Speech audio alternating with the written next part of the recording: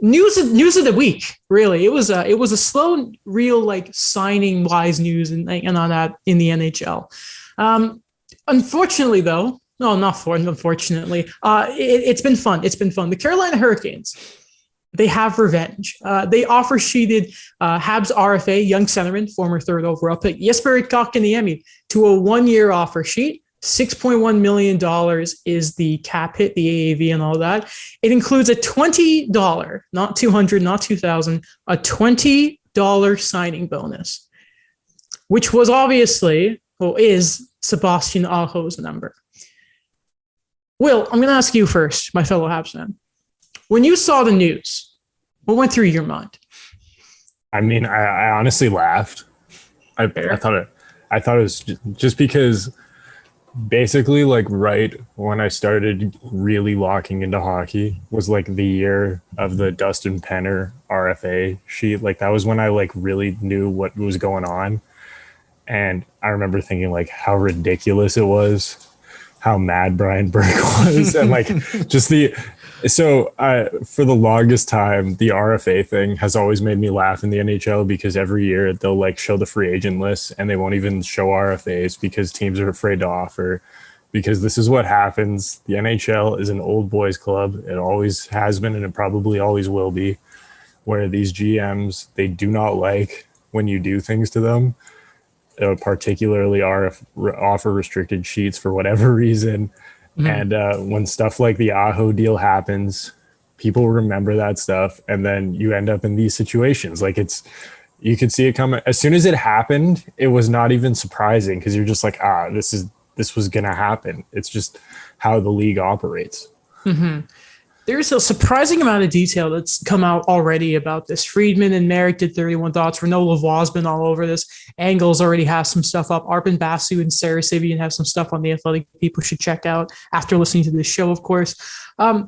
What's really funny about this, Alex, is reports came out today, and I believe this was from Renaud Lavoie.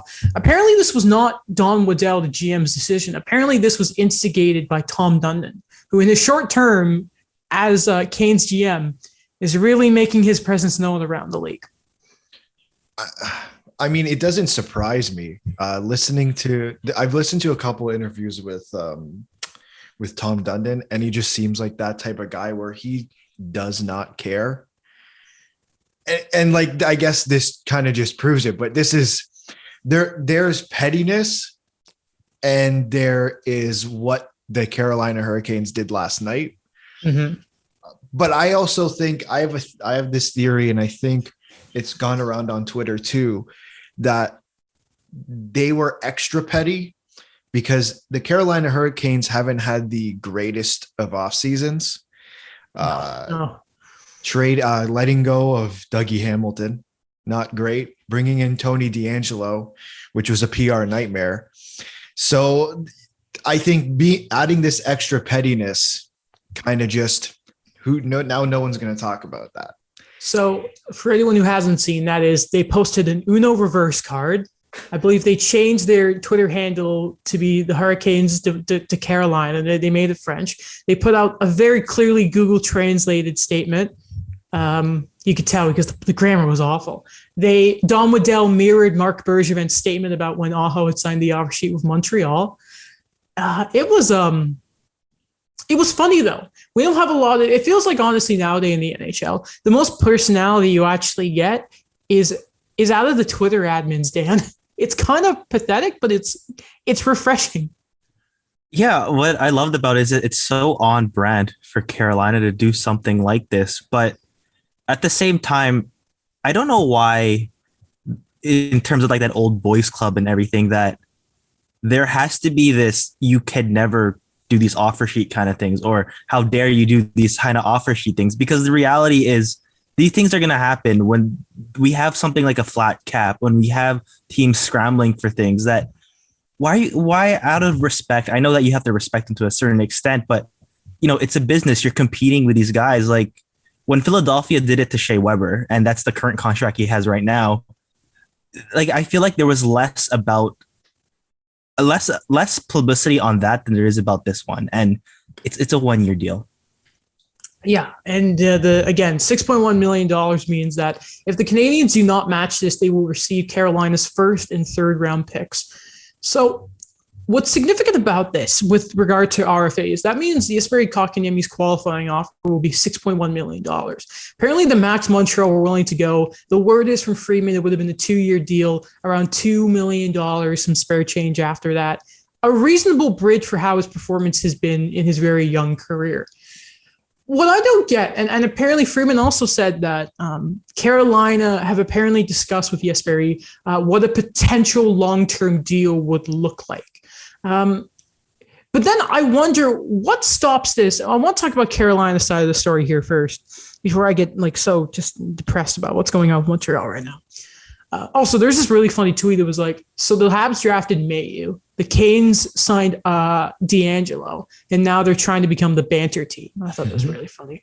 What stops Jesperi Kotkaniemi from just year after year signing his qualifying offer, locking himself in for $6 million, or just hitting arbitration every year once he's eligible and walking himself to free agency being massively overpaid?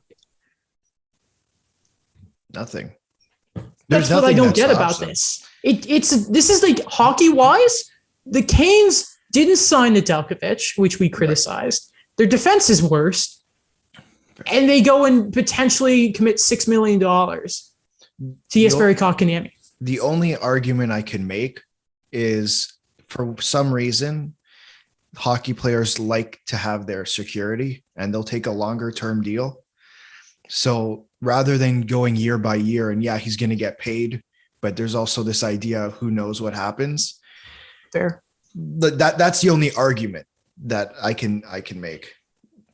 I will say in the NBA, we do see once in a while teams overpay someone for a year and the guy kind of takes it and then will kind of with the understanding that this 1-year contract will allow them to set up for a longer term deal in the future, which would probably be his rationale is you take this, hopefully play well, but if not, you're still getting the $6 million and like Adam said, go to arbitration and see what you can get. It's weird for Carolina to do it. It makes complete sense why he signed it because he'd be an absolute moron to not sign it. For Carolina, it's kind of weird. The only explanation would be, like you said, if they do actually have some sort of long-term contract in the works, that would be in many ways probably undervalue if he has a good season this year, just because otherwise this is a really, really weird move for them, because giving up a first and a third for a guy who, as many people have tweeted out his point total from last year, it's underwhelming. He's growing, but he's definitely not worth $6 million a year. Mm-hmm. And so that's weird. And then the other part of it is not even just the first and the third, but like the fact that you have to pay $6 million for him too. Like it's a really weird move for them unless they have some sort of secondary plan that goes with it, because otherwise, like you're saying, it's bizarre what they're doing. What's weird is it puts them over the cap now if they retain the deal. It's really weird. I'm pretty sure Jordan Staal makes around $6 million. What's extra about this is that if Jesperi Kotkaniemi is matched in this offer and he comes back to Montreal, he's the second highest paid forward on the team. Only ahead of him is Brendan Gallagher. And Phil Danault, $5.5 million. It's a massive kick in the nards to the Habs, though, because they're cap strapped right now, and they've got some important deals next year. Like Romanov's an RFA, but I mean, do you expect him to all of a sudden have this breakout year? No, he'll keep going in his game. But the big one is Nick Suzuki. Now, I think I'm not the only one saying whatever is thrown at Nick Suzuki's way if he hits RFA instead of if he's extended this season. I think Montreal are going to match that, but the problem is that KK contract could just mess up the rest of their plans, because Ben Sherratt's up next year, so they're going to have to fill that hole. Who knows what happens with the rest of the roster by then? What happens with Jonathan Drouin? What are they going to do with his contract? Is he going to be around? They still need to improve the team, right? So I can expect a lot of salary dumps coming Montreal's way. if these scenarios happen. Like I think of a Joel Edmondson, where the amount of money he's getting, or even a Jake Allen, where at that point you'll see some of these guys where, like I like to say the quote unquote basketball trade, where they do just give up salary and then they sweeten it with an asset. Basically everything Arizona's been doing lately, right? Yeah. And Montreal does have assets. Yeah, they do. I would rather you use it for an Eichel trade, but You know what I've been seeing a lot on social media? What, Pedersen? The emergence of renewed love for Ryan Poehling after this KK signing. Man, Poehling got done so dirty because like he had I remember after the summer, after he had that hat trick game. I went to it, by the way. Love stuff. I remember Bergevin, there was an interview with him saying that was the worst thing that could have happened to him. And then I remember that summer there was that leak about how he was involved for a trade for Ryan O'Reilly. And that would have also involved, I want to say, the 3rd overall pick, which was Kotkaniemi. In hindsight, would you trade KK and Poehling for Ryan O'Reilly? Yeah. Not great. So let's say if you guys are Marc Bergevin, do you match it? Do you take the 1st and the 3rd and use it elsewhere in whatever ways you want to? If either of you have a scenario in your head, which I guarantee some of you do, go ahead and go with it. But Will, if you're Marc Bergevin right now, what are you doing? I mean, I think you probably have to match it. Just because this happened a couple of years last summer in the NBA with the Sacramento Kings. They had this guy his name was Bojan Bogdanovic. He went into restricted free agency. The whole year, everyone was like, kind of like, what are they going to do with this? He played the same position as another guy on their team who they'd paid $20 million to. And it was just kind of assumed that when he got to free agency, because they didn't trade him at the deadline, that they were going to sign him and then trade the other guy. And then they let him walk for nothing. And it was just like a classic Sacramento Kings thing where you just let this legitimately good player leave and it just puts a hole in your roster.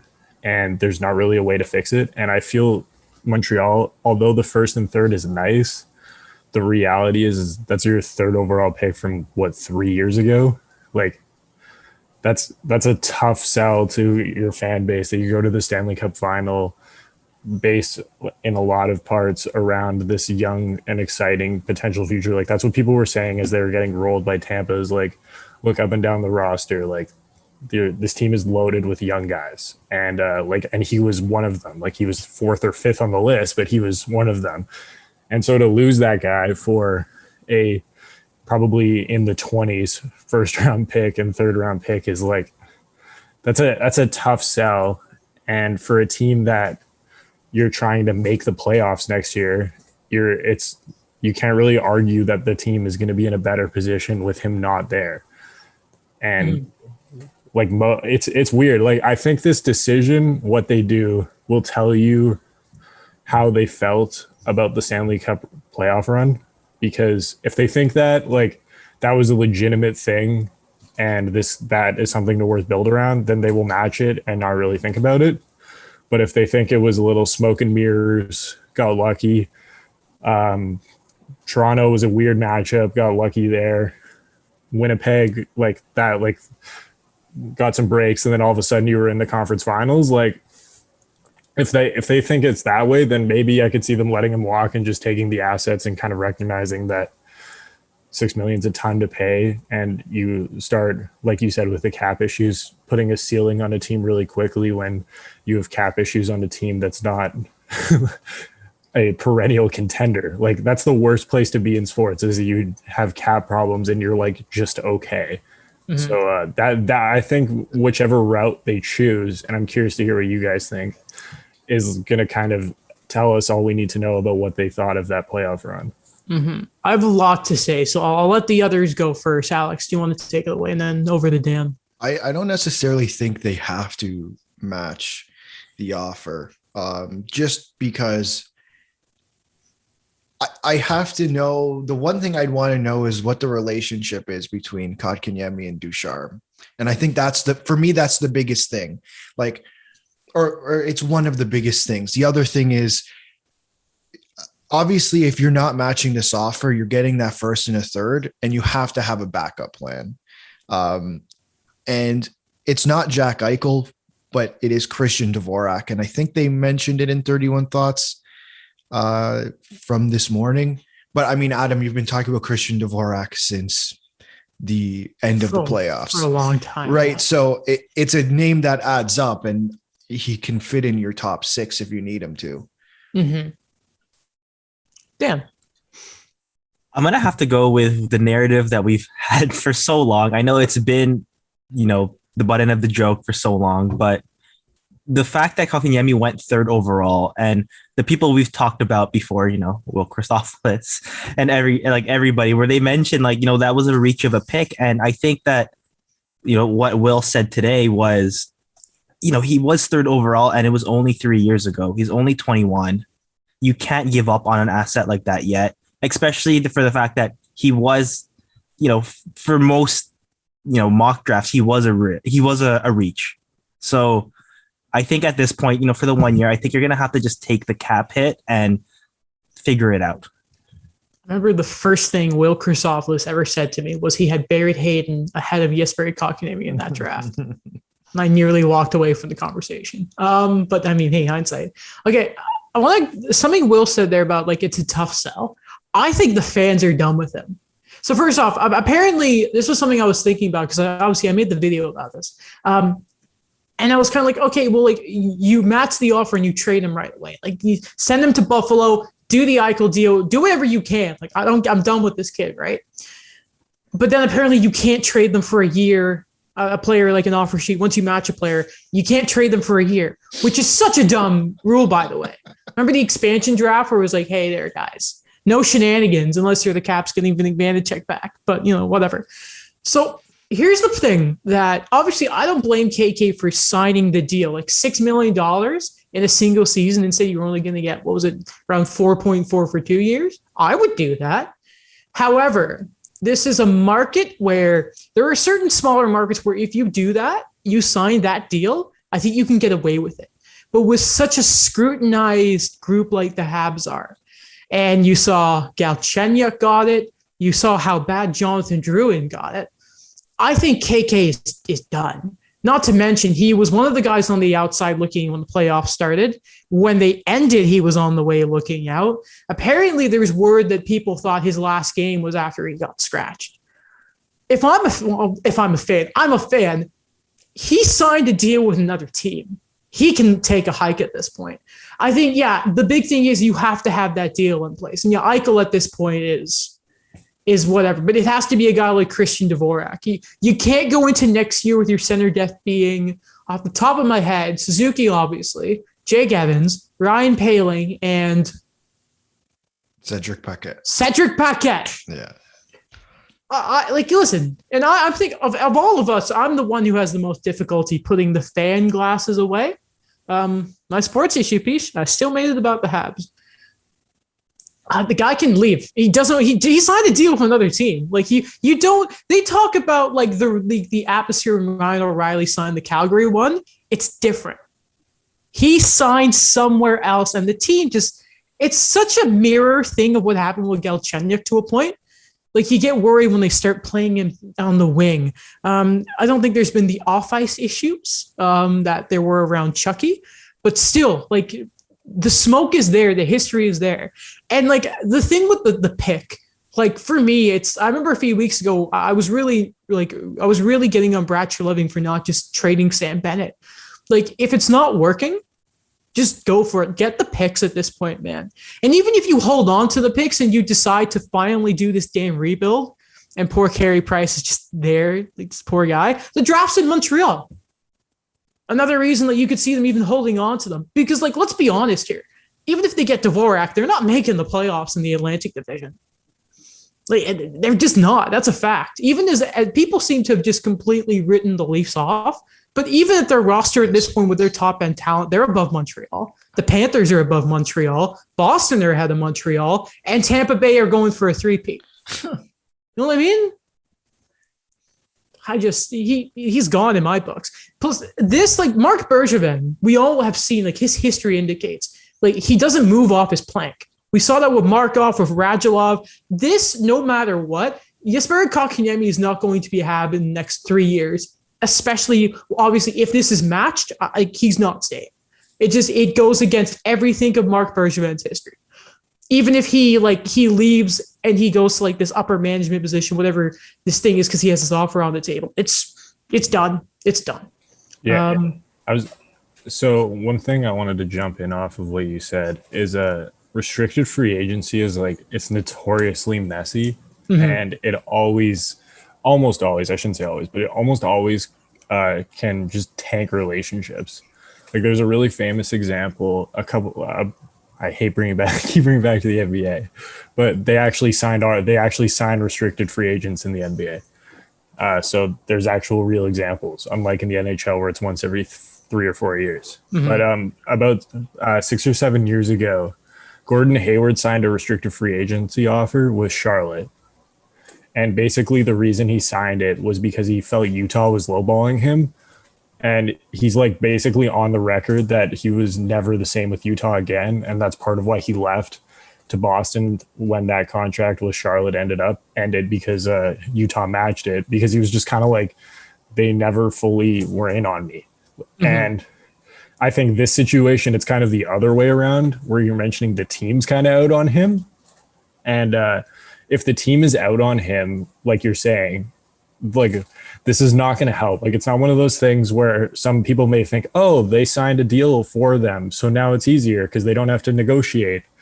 It's like, no, like it's, and to your point about Montreal and how some people kind of forget how wild that market is. Like a couple days ago, I was watching the Scott Gomez Spittin' Chicklets interview, and they got to the end, and they're like, we'll ask you about Montreal another time. And he like gave this look on his face where it was kind of like, I never want to talk about that. And it's because that market just like chewed him up and spit him out so fast because he was overpaid and he didn't produce. And I think if you do sign this offer sheet and he comes back and he scores even 30 points, which would be an upgrade on last season, every day he's going to hear about it. Like every day someone's going to fire the tweet how much he's getting paid per goal. Everyone knew in Montreal exactly how much Scott Gomez was getting paid per goal. Like it was not hard to find. People would joke about it all the time. Sportsnet and TSN would run the graphic because so many fans were talking about it. And I think this deal, in a lot of ways, could really set him up to fail, even if you want to bring him back, just because of that market and the fact that he's not really ready to produce on a high enough level to warrant that money. And people are going to ask him about it all the time. Like, hey, you signed for $6 million. Yeah. You have 3 goals this year and it's December. What do you think? Like that's the kind of stuff that happens in Montreal all the time. That doesn't happen in other markets. Like Toronto is really the only other market that happens. Like Toronto and Montreal. Like Mitch Marner is considered a terrible NHL player now, and it's like the guy was like was unbelievable last year. Yeah. And you would think he was their Scott Gomez, and like Montreal's the same way. Like if he comes back next year and has anything less than like 50 points and like shows like he's a real top 6 forward, it's going to be really, really rough for him every time he steps to the podium.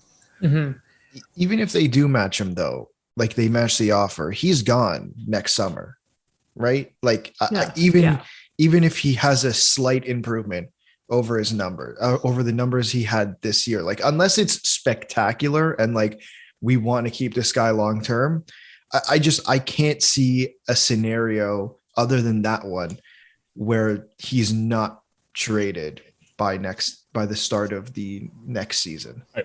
I really like Adam's point about the comparison to Sam Bennett, because I think similarly to the Sam Bennett draft pick, but in the other way where the guy went after, it's really hard to look at him and not think about Brady Tkachuk.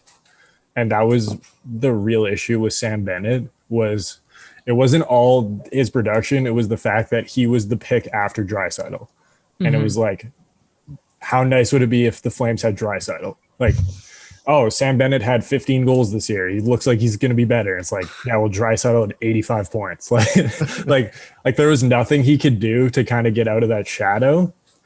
And I think similarly, right down the road in Ottawa, even if KK comes back next year and puts up 40 points, someone will be right there to be like, Brady Tkachuk had 60, and it'll be like, well, I think it's a very similar situation to the Sam Bennett one, where you kind of have to cut your losses at some point, because when these situations happen, it's pretty unusual they turn around in the first place.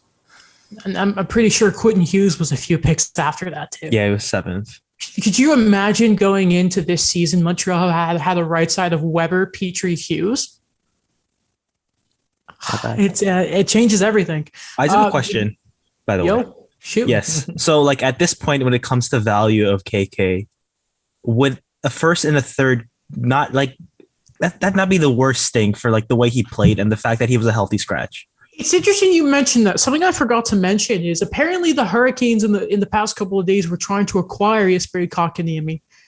And then apparently, like in the last 24 hours, they let Montreal know, okay, we're in the offer sheet, which is exactly what happened with Svechnikov when you look, not Svechnikov, with Aho, which is funny enough. So I wonder what that price was, to the point where, like, if you were getting the value of more than a first and a third, it makes you wonder, like, I wonder what the offer was. And obviously, if you're Montreal, you want a puck moving defenseman, or you want another center back. And I don't think the Hurricanes are in a position to want to trade. Oh, you want Kotkaniemi? Well, we'll take Aho back. He was ours for 6 days. Never forget. And yeah, by the way, I don't know exactly when Montreal's normal big golf tournament is, but it's always it's a head turner. Remember when Pacioretty came back and there was that super awkward picture with Mark Bergevin and like his massive guns, and it was super awkward. Like, the moments are made at those golf tournaments. And I'll tell you, imagine this: Jack Eichel gets traded to the New York Rangers eventually, the guy that Habs fans have wanted this entire offseason. Who do Montreal face in their home opener? Jack Eichel and the New York Rangers, if it happens. Well, it's against the Rangers, obviously. And could you imagine knowing that? Before that, you have Michel Lacroix doing the bottoms of the starting lineup for the New York Rangers. Number 15, Jack Eichel. And then, they're going mad. And here comes the Habs introducing number 15, Jesperi Kotkaniemi. The boos are going to be there. 100%. The boos are going to be there. PK was getting booed by the end of his first game back. So, Jesperi? Yeah, it's sad. It's sad. It also doesn't give help. Mike the joy of Eichel going to the Rangers. I know. Don't It's also, by the way, going to be, what doesn't help KK is when Suzuki came along and, like, in his rookie season did better than KK has since he made the NHL in his rookie year. So, oh boy. By the way, anyone saying Suzuki is going to get offer sheeted, anything he gets offered, the Habs are going to match. Like, that guy's not going anywhere.